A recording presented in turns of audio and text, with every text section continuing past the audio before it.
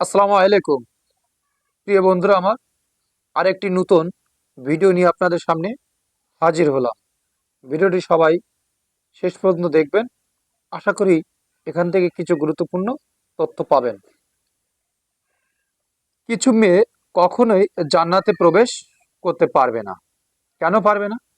এক নম্বর হচ্ছে বেপর্দা নারী, দুই নম্বর হচ্ছে চুল উঁচু করে বাঁধা নারী, তিন নম্বর হচ্ছে নকল বা আগলা চুল পরিধান করা নারী, চার নম্বর হচ্ছে পারফিউম ব্যবহার করা নারী, পাঁচ নম্বর হচ্ছে ব্রু প্লাগ নারী, অর্থাৎ যারা চোখের উপরে যে ব্রু আছে এই ব্রুগুলো কি করেন বিভিন্ন যন্ত্র দিয়ে এটা উঠান, ধারালো জিনিস দিয়ে উঠান আর কি, এই জাতীয় নারী।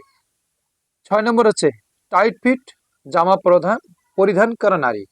আজকালকে মেয়েদের এমন একটা অবস্থা হয়েছে, মানে পুরুষের পোশাক ছাড়া তাদের জন্য ভালোই লাগে না। এগুলো ম্যাক্সিমাম মানে গ্রাম থেকে আপনি যখন টাউনে যাবেন দেখবেন ম্যাক্সিমাম সব মানে পুরুষের যেসব পোশাকগুলো আছে এরাই সব পরে ফিটিং ফাটাং করে, অর্থাৎ শরীরের যে আকার, তার শরীরের যে কতটুকু ফিটনেস সেটা সম্পূর্ণ ওই পোশাকের দ্বারাই বোঝা যায়। এই জাতীয় যে সকল নারী আছে তারা কি করবেন না, জান্নাতে প্রবেশ করবেন না।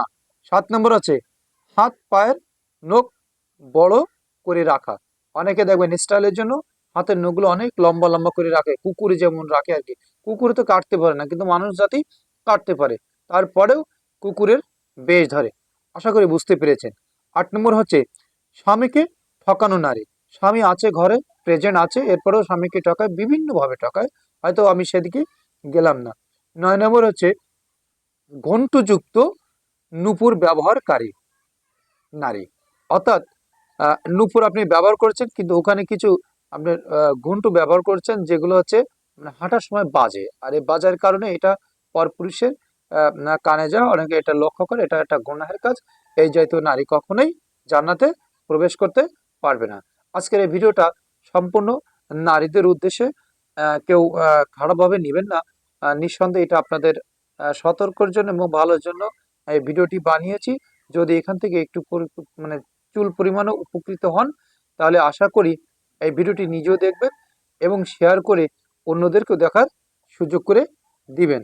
সকলের সুস্বাস্থ্য কামনা করে আজকের মতো এখানে বিদায় নিচ্ছি। আল্লাহ হাফেজ।